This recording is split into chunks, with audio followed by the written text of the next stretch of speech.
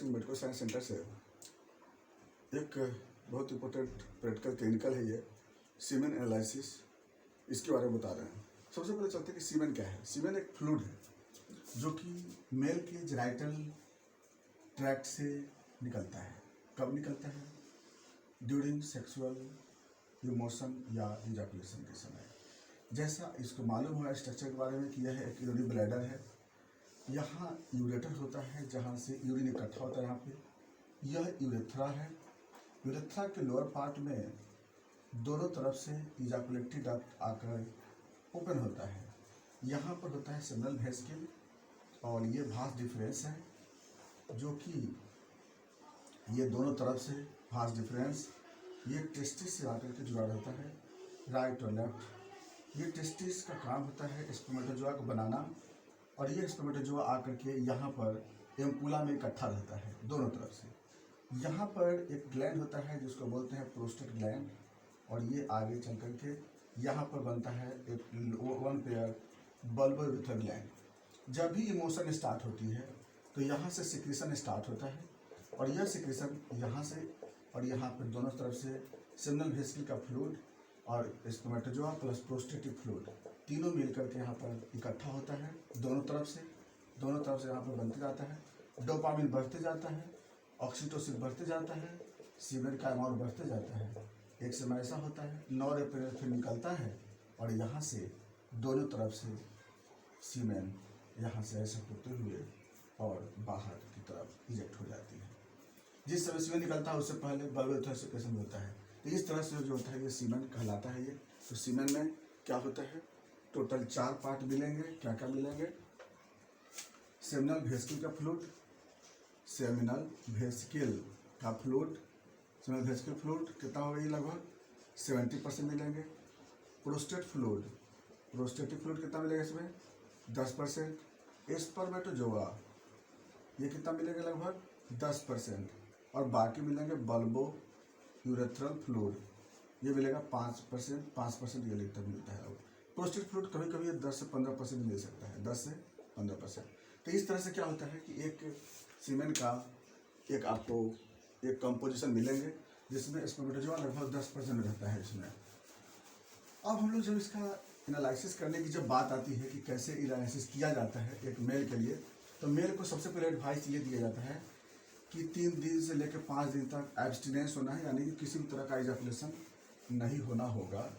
तब जाकर के उसको हम लोग इजाकुलेशन के एडवाइस करते हैं।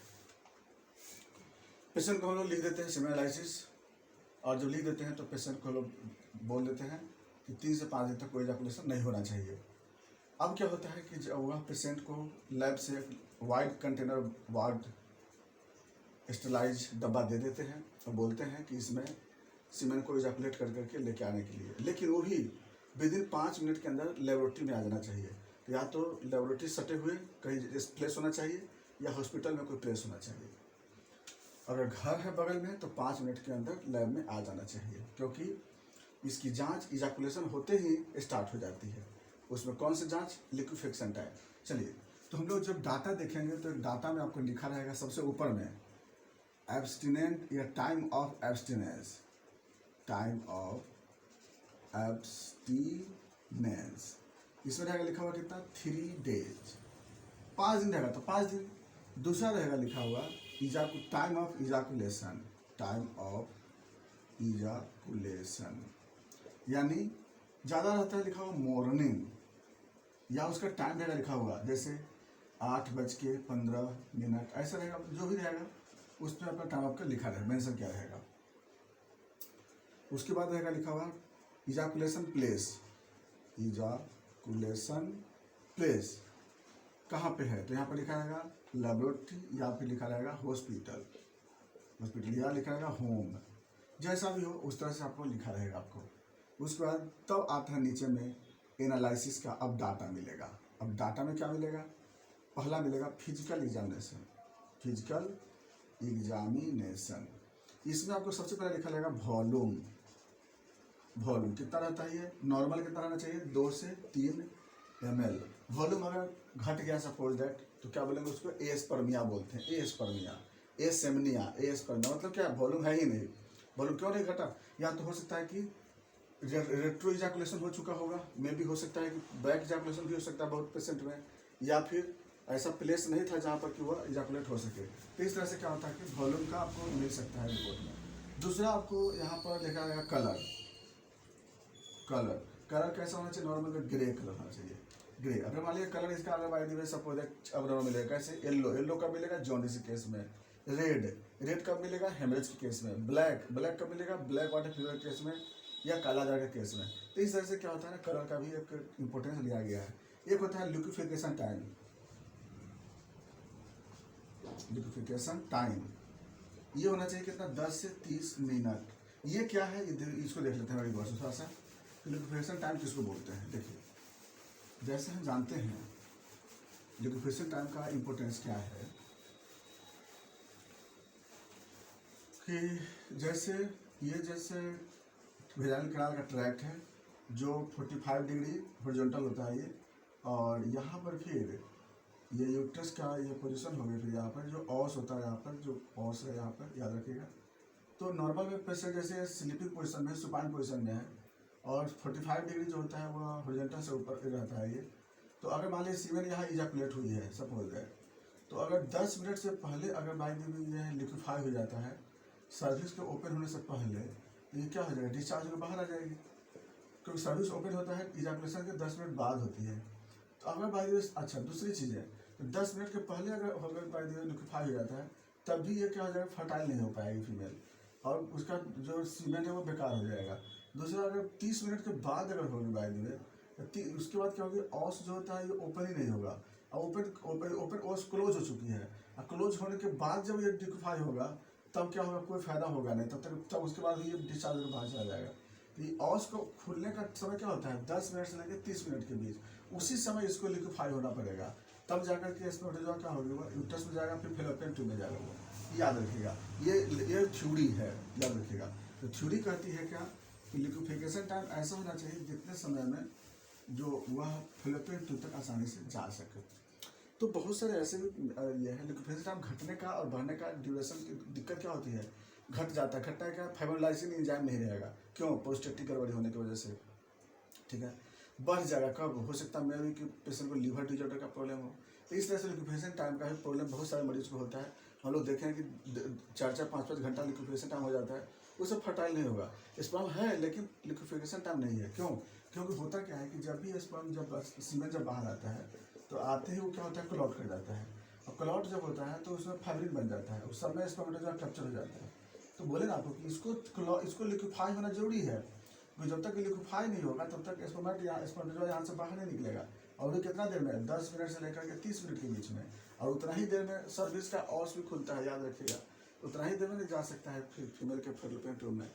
तो इस तरह से क्या होता है कि इसका ये होना बहुत जरूरी होता है। ये हम लोग देख लेते हैं लिक्विफिकेशन टाइम।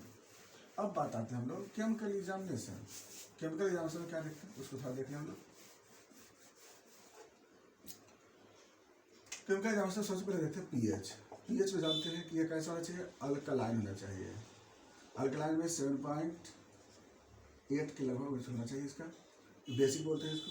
तो पीएच देख लेते हैं। पीएच का फ्रुक्टोज कितना चाहिए? 20 से 30 मिलीग्राम पर DL होना चाहिए। वो क्या उसका जो रिपोर्ट ऑफ फाइंडिंग होना चाहिए। इस तरह से लोग ये केमिकल एग्जामिनेशन देख लेते हैं। लेकिन सबसे इम्पोर्टेंट है माइक्रोस्कोपी। याद रखिए सीमेन एनालिसिस में 2-3 कॉलम बहुत इंपॉर्टेंट है। एक देखिएगा लिक्विफिकेशन टाइम जो अभी बताए थे, और दूसरा अभी नीचे बता रहे हैं, एक है इसमें क्या? मोटिलिटी। इसके लिए क्या करते हैं? एक ड्रॉप सीमेंट जब लिक्विफाई हो जाता है तो एक ड्रॉप सीमेंट को लेकर के स्लाइड पर रखते हैं ऐसे, और स्लाइड पर रख करके एक ड्रॉप सीमेंट को रख करके ऊपर से कवर से डाल देते हैं, और कुछ नहीं सिर्फ माइक्रोस्कोप इसका देखते हैं मोटिलिटी कितना है ना, एक परसेंटेज देखते हैं, याद रखिएगा। तो मोटिलिटी कितना होना चाहिए, है ना। तो मोटिलिटी जो होता है बस कुछ करना नहीं है, स्लाइड पर रख करके कवर से डाल कर देख लेते हैं। तो नॉर्मल एक्टिव कितना होना चाहिए? एक्टिव मोटाइल कम से कम 80% होना चाहिए। Sluggish 10%, non motile 10%। ये बहुत ज़रूरी है जानना कि उसका मोटिलिटी है कितना, एक्टिव मोटाइल कितना है। 80% कम से कम होना चाहिए, उससे कम नहीं। लेकिन उसके साथ हमको यहाँ पर काउंट भी देखना है। काउंट कितना होता है, 80 से लेकर के 120 मिलियन पर ml, ठीक है। तो 80 to 120 मिलियन होना चाहिए। अगर किसी मरीज का 60 मिलियन है, सपोज दैट रिपोर्ट आ रहा है, तो रिपोर्ट देखेंगे वहाँ पर मोटिलिटी में देखेंगे कि कितना परसेंट मोटाइल है, चलो सही है। किसी का अगर 40 मिलियन आ रहा है, चलो फर्टाइल होने के लिए तो 80% से 90% होना चाहिए, तो भी सही है। किसी का अगर मान लीजिए सपोज दैट 30 मिलियन आ रहा है, मोटिलिटी अगर 80-90% तब सही है। लेकिन अगर मोटिलिटी अगर इसका सपोज अगर 40% आ रहा है, तो इसमें नहीं होगी। 40% के लिए 40% अगर मोटिलिटी है तो ये कितना चाहिए, 60 मिलियन से ऊपर होना चाहिए। तो 60 मिलियन से ऊपर है मोटिलिटी, सपोज किसी का मान लीजिए सपोज किसी का 30% मोटाइल है, और ये अगर रिपोर्ट में आ रहा है 60 मिलियन, ये फर्टाइल हो सकता है, याद रखिएगा। तो मोटिलिटी और काउंट ये दो को जरूर मैच करना है कि ई बढ़ा है तो ये अगर कम है तो हो सकता है, ये कम है ये बढ़ा हुआ हो सकता है। लेकिन और ये भी ये मोटिलिटी भी कम है और ये भी कम है, तब तक पॉसिबल नहीं है। जैसा 20 मिलियन है, 20 मिलियन से कम को क्या कहते हैं, 20 मिलियन से घटा हुआ है तो उसका बोलते हैं ओलिगो स्पर्मिया कहते हैं। और एकदम नहीं रहेगा तो क्या बोलेंगे, एजो स्पर्मिया। एजो स्पर्मिया मतलब क्या होता है, अब्सेंस ऑफ स्पर्म बोलते हैं। अब इसके बाद हम लोग अगला देख लेते हैं, सेलुलर मटेरियल देख लेते हैं। इसमें कौन कौन से सेलुलर मटेरियल होते हैं, है ना। सेलुलर मटेरियल में क्या देखते हैं जैसे आरबीसी, नॉर्मल में आरबीसी, नॉर्मल में क्या रहेगा, नील। अब नॉर्मल में कब प्रेजेंट होगी, जैसे मान लीजिए कहीं इरोजन हो, कहीं अल्सर हो, है ना, तब हो सकता है। दूसरा डब्ल्यूबीसी या पर्सल रहेगा लिखा हुआ, ल्यूकोसाइट में लिखा रहेगा। क्या रहेगा नॉर्मल में 0 से 1 पर एचपीएफ, 0 से 1 पर एचपीएफ। एचपीएफ मतलब होता है हाई पावर फोकस, 45 एक्सपोजर देखते हैं तो बोलते हैं। तो अगर बाई द वे ये ज़्यादा मिल रहा है तो उसको क्या बोलेंगे हम लोग, पस से अगर मिलेगा तो क्या कहेंगे हम लोग, पायोस्पर्मिया, पायोस्पर्मिया। और अगर मान लीजिए सपोज अगर पस ज़्यादा मिलेगी या मोटिलिटी खत्म हो जाएगी, मोटिलिटी खत्म होने को क्या बोलते हैं, एस्थेनोस्पर्मिया। एस्थेनोस्पर्मिया मतलब मोटिलिटी अब्सेंट हो गई। और मान लीजिए अब इन्फेक्ट कब होती है, इन्फेक्शन की वजह से पस भी है और उसके बाद काउंट भी खत्म हो गया, तो क्या लिखा रहेगा, पायो एजो स्पर्मिया। मतलब क्या है, पस भी है, स्पर्म खत्म हो गया है। एस्थेनोस्पर्मिया मतलब कि पस है, बैक्टीरिया का स्पर्म क्या कर दिया, मार चुका है। तो इस कंडीशन में क्या हो सकती है, एस्थेनोस्पर्मिया का रिपोर्ट आ सकता है कि मोटिलिटी नहीं है। तो पस प्रेजेंट मतलब क्या हो गया, इन्फेक्शन है। अगला क्या होगी, एपिथेलियल सेल। एपिथेलियल सेल क्या होगी, 0 से 1 पर एचपीएफ, क्योंकि वो तो निकलते रहता है सेल वहाँ से। उसके बाद बैक्टीरिया, नील, बस यही रहेगा लिखा हुआ इस पूरा एनालिसिस में। तो याद रखिएगा, तीन चार बातें याद रखिएगा। पहला लिक्विफिकेशन टाइम देखना है, दूसरा पीएच, तीसरा मोटिलिटी, चौथा काउंट। ये 4 कॉलम सीमेन एनालिसिस के लिए बहुत इंपॉर्टेंट है। 4 चीज़ को याद रखिएगा, क्या क्या बोले याद रखिएगा, पहला लिक्विफिकेशन टाइम, दूसरा पीएच, तीसरा मोटिलिटी और चौथा काउंट। इस मरीज को हम लोग एडवाइस देंगे, किसी भी तरह का कोई गड़बड़ी होता है तो हम लोग पेशेंट को एडवाइस क्या देते हैं कि सबसे पहले एडवाइस देते हैं कि डाइट में सुधार रखना है, कभी भी स्पाइसी डाइट नहीं लेना है, खट्टा डाइट नहीं खाना है, स्कॉर्बिक एसिड डाइट नहीं लेना है, चिली डाइट बंद कर देना है, इसका स्मोकिंग बंद कर देना है, अल्कोहल के लिए अवॉइड करते हैं, ये सब के लिए हम लोग मना कर देते हैं। इसके बाद पेशेंट को फिर नेक्स्ट एडवाइस करते हैं हम लोग कि क्लॉथ जो यूज़ कर रहे हैं तो टाइट क्लॉथ नहीं होना चाहिए, है ना, नॉर्मल क्लॉथ यूज़ करना चाहिए, हॉट प्लेस पे वर्क नहीं करना है क्योंकि जो स्पर्मेटोजोआ पढ़ने में कोई दिक्कत ना हो। इस तरह से पेशेंट को हम लोग क्लॉथ से, डाइट से मैनेजमेंट करते हैं। और उसके बाद फिर कुछ हम लोग जर्मिनेटेड सीड बोलते हैं पेशेंट को यूज़ करने के लिए, मूंग का विटामिन ई कंटेनिंग डाइट हम लोग बोलते हैं ज़्यादा यूज़ करने के लिए। इस तरह से मरीज को हम लोग एडवाइस कर सकते हैं और होता भी है, पेशेंट ठीक होता भी है। बाकी अगर जिस तरह से ज़रूरत होता है उसके अनुसार फिर उसका हम लोग ट्रीटमेंट करते हैं, होम्योपैथिक से भी ट्रीटमेंट करते हैं, बहुत आसानी से ठीक हो जाती है। जहाँ जरूरत पड़ता है वहाँ सेलेनियम यूज करते हैं, कहीं जिंक का मेट, एसिड फॉस, अकॉर्डिंग टू डाटा के अनुसार जहाँ पे क्या गड़बड़ी है उसके अनुसार हम लोग दवा देते हैं। बाकी बातें नेक्स्ट है।